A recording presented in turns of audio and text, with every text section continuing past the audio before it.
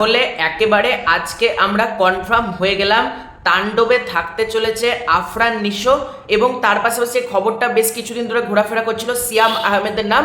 তো তাণ্ডবে আফরান নিশো এবং সিয়াম আহমেদ দুজনকেই কিন্তু ক্যামিও চরিত্রে দেখা যাবে না, এই কথাটা আমি বলছি না, স্বয়ং যমুনা টেলিভিশন, যমুনা টিভির মতন এত বড় একটা বড় মাধ্যম, তারা কিন্তু ক্লিয়ারলি ফেসবুকে পোস্ট করে জানিয়ে দিয়েছে তাণ্ডবে ক্যামিও চরিত্রে দেখা যাবে আফরান নিশোকে এবং তার পাশাপাশি দেখা যাবে সিয়াম আহমেদকে, এবং তার লিখেও দিয়েছে তাণ্ডবে সাকিবের সঙ্গী নিশো এবং সিয়াম, এবং ছবিতে আফরান নিশোর ছবি রয়েছে এবং তার পাশাপাশি সিয়াম আহমেদেরও ছবিতে আপলোড দেওয়া হয়েছে ফেসবুকে একটা পোস্ট।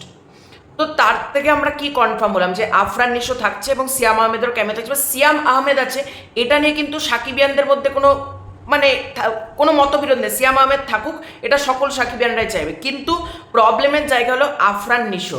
ম্যাক্সিমাম সাকিবিয়ান আমি জানি বলবে যে আফরান নিশো থাকা উচিত না, এরকম বলবে। দেখো, তোমরা যদি আমাকে পার্সোনালি জানতে চাও, আমি তোমাদেরকে একটা জিনিসই বলবো, মেগাস্টার শাকিব খান তিনিই তো তাণ্ডব মুভির সর্বে সর্বা, তাই না? তিনিই তো সব, তিনি একটা গডফাদার বলা যেতে পারে তাণ্ডব মুভির।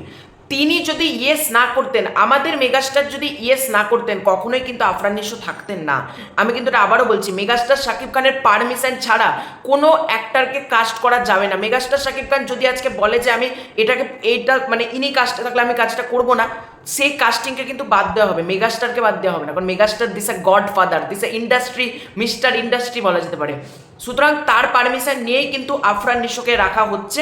এবং অনেকে বলতে পারো যে আফরান নিশো থাকলে তাণ্ডব বয়কট করবো। দেখো, আমি যতদূর চিনি সাকিবিয়ানদেরকে, সাকিবিয়ানরা কিন্তু এটা বলবে, কিন্তু আলটিমেটলি তাদের যখন মেগাস্টারের সিনেমা, তারা কিন্তু বয়কট করতে পারবে না।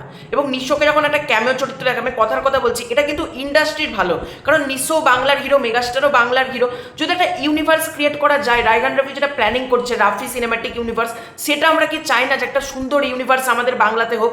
আজকে বলিউডের লোক গর্ব করে বলে আমাদের ওয়াইল্ড স্পাই ইউনিভার্স আছে, আমাদের হরর ইউনিভার্স আছে, আমাদের পপ ইউনিভার্স আছে। আমরা গর্ব করে কি কখনো বলতে পারি যে আমাদের বাংলাতে একটা ইউনিভার্স আছে? তোমরা নিজেরাই বলো, আমরা কখনো কি বলতে পারবো যে আমাদের বাংলাতে একটা ইউনিভার্স আছে? আমরা কিন্তু এটা বলতে পারবো না। কিন্তু রায়হান রাফি যদি আজকে এটা ক্রিয়েট করতে পারে, একটা সিনেম্যাটিক ইউনিভার্স, এর থেকে গর্বের জিনিস কি আছে? তার পাশাপাশি আফরান নিশো, সিয়াম আহমেদ দুজনের সাথে রায়হান রাফি কাজ করেছেন, এবং রায়হান রাফি যখন direction, megastar Shakib Khan, SVF চরকি আলফায়, তোমরা ভরসা রাখো ভালো কিছু একটা হবে। তো তোমাদের এটা নিয়ে কি মতামত, পুরো বিষয়টাকে নিয়ে কমেন্ট করে জানিও। খুব শীঘ্রই আছে নতুন কনফারেন্স, তৎক্ষণ বাই বাই।